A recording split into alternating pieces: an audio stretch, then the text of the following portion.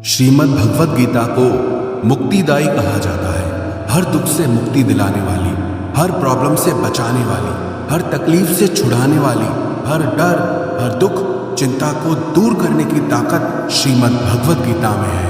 वाराह पुराण में एक श्लोक है, प्रारब्धम बुज्यमानो ही गीताभ्यास रतः सदा समुक्तः स सुखी लोके कर्मणा नोपलिप्यते।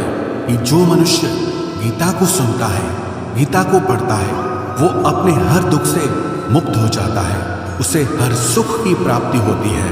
उसके किसी कर्म या प्रारब्ध का कोई दुख या पीड़ा उसके भाग्य में है, गीता सुनने पढ़ने वाला व्यक्ति उससे भी छूट जाता है।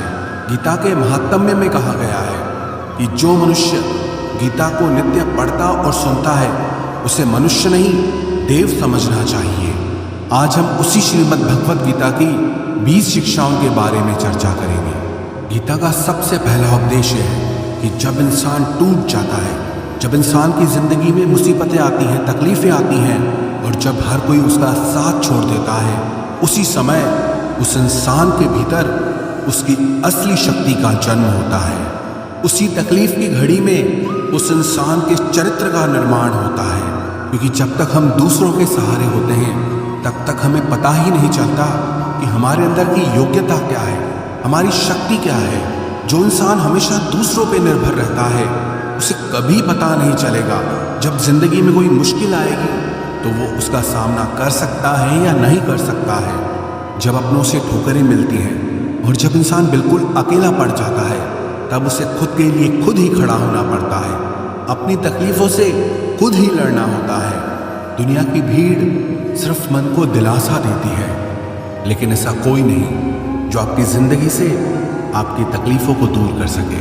दो तरह के लोग होते हैं दुनिया में। एक वो जब तकलीफ आती है तो टूट कर रह जाते हैं, बिखर कर रह जाते हैं, हार मान लेते हैं जिंदगी में। और दूसरे वो लोग होते हैं जब उन पे चोट पड़ती है, जब वो तकलीफों का सामना करते हैं तो उनके अंदर की हिम्मत जागती है, उनका परिचय अपनी शक्ति से होता है। आप कई सफल लोगों के मुंह से ये सुनेंगे कि अगर हमारी जिंदगी में तकलीफें नहीं आती, दुख नहीं आता, तो आज हम जिस मुकाम पे हैं उस पे कभी नहीं पहुंच पाते। कई बार ये जिंदगी हमें इसीलिए तकलीफ देती है ताकि हम अपनी जिंदगी में कुछ बड़ा हासिल कर सकें। भगवद गीता की दूसरी शिक्षा यह है कि अपनी हर चिंता, अपना हर डर ईश्वर के आगे समर्पित कर दो। जो लोग अपनी चिंताओं का बोझ, अपने डर का बोझ अपने कंधों पर लेके चलते हैं, वो जीवन में कभी आनंद को प्राप्त नहीं कर सकते।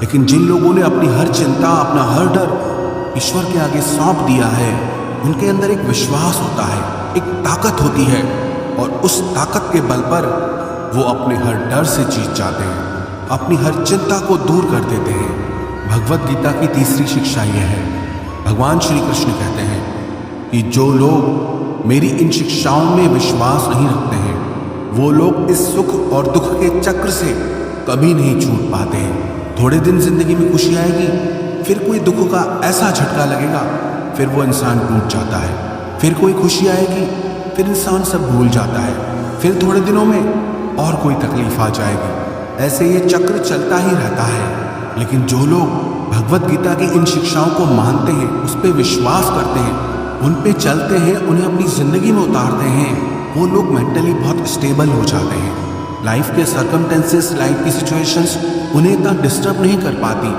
बाहर क्या हो रहा है उसका उनके मन पे इतना असर नहीं पड़ता। हर छोटे छोटे दुख में वो दुखी नहीं होते, हर छोटी छोटी खुशी में वो पागल नहीं हो जाते। भगवद गीता एक्चुअली में हमें यही सिखाती है कि जिंदगी के हर सुख दुख में हमें कैसे जीना चाहिए। भगवद गीता की चौथी शिक्षा यह है कि आप जिंदगी में वही बनते हैं जितना आप खुद पे विश्वास करते हैं। आपको उससे ज़्यादा कभी नहीं मिलने वाला जितना आपको खुद पे विश्वास है। कहते हैं ना, जिस इंसान की छोटी सोच होती है वो छोटी जिंदगी ही जीता है, लेकिन जिस इंसान की सोच बड़ी होती है वही जिंदगी में बड़ा आदमी बनता है। तो आपका विश्वास ही आपको छोटा या बड़ा आदमी बनाता है। आपको